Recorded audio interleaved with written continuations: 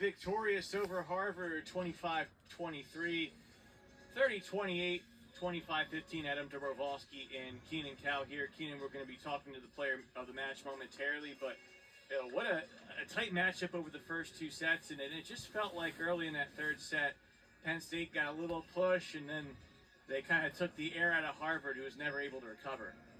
Definitely, yeah. I mean, you saw during the first two sets, but the scores 25-23 and 30-28. These teams were neck and neck fighting for it. But, you know, that third set can either be the closest set you see, or depending on the mental of the team, of both teams, can be quite a blowout, as we see here, 25-15. And for me, I think it was just the Penn State's attacking prowess, really, in that third set. Is what gave them the edge, and just their power attacking over Harvard.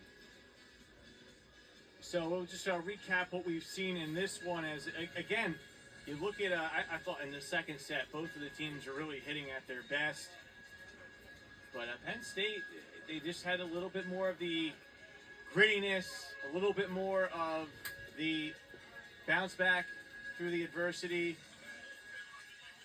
and really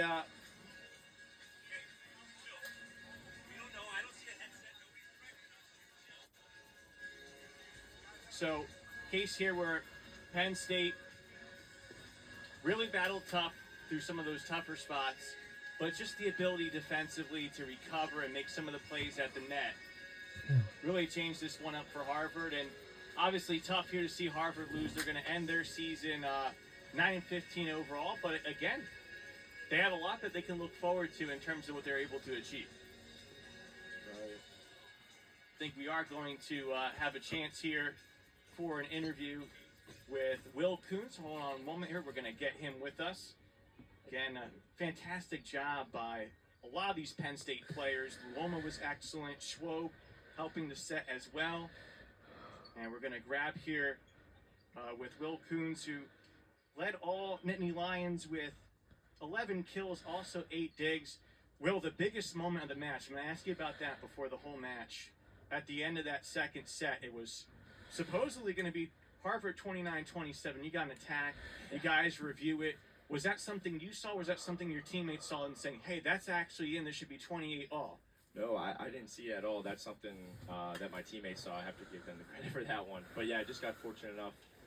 Took a deep swing and just clipped the line, so got away with it a little bit. But good swing, and we were able to turn that set around. So speak a little bit about you and your teammates, how you guys are able to handle these real tight set situations. You had it, I believe, 2 weeks ago against George Mason. There was one set that went against you guys, 31-29. The next set, several match points for the Patriots. You guys win 32-30, win that match in 5 sets. I think you had a set earlier in the year against NJIT that went very deep. Yep. How do you guys manage these situations?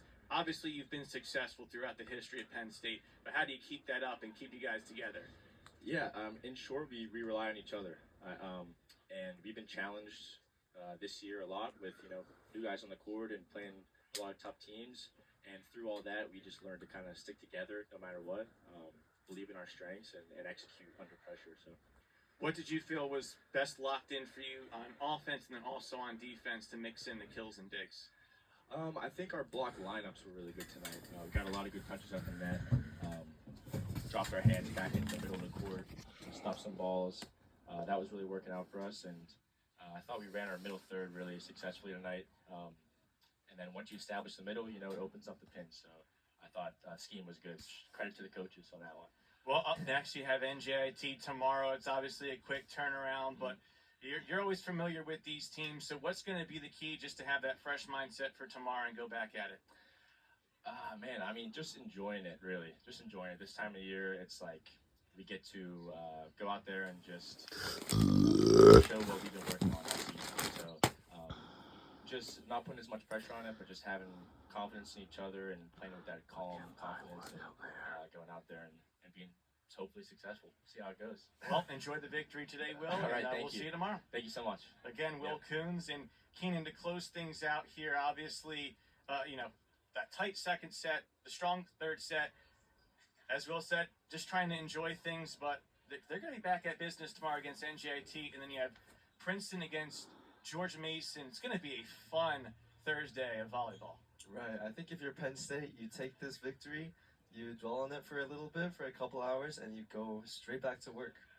And I think once you wake up, business right back at it again. 5 p.m. we'll start things off with Princeton and George Mason. But until then, for my broadcast partner, Keenan Cal, I'm Adam Dobrovolsky saying so long from Dillon Gym. The final score. And that'll do it from Princeton, New Jersey, from the Dillon Gymnasium. And we will all games there on the ESPN networks are streaming live, and also we'll see you all on the ESPN like on Friday or Thursday.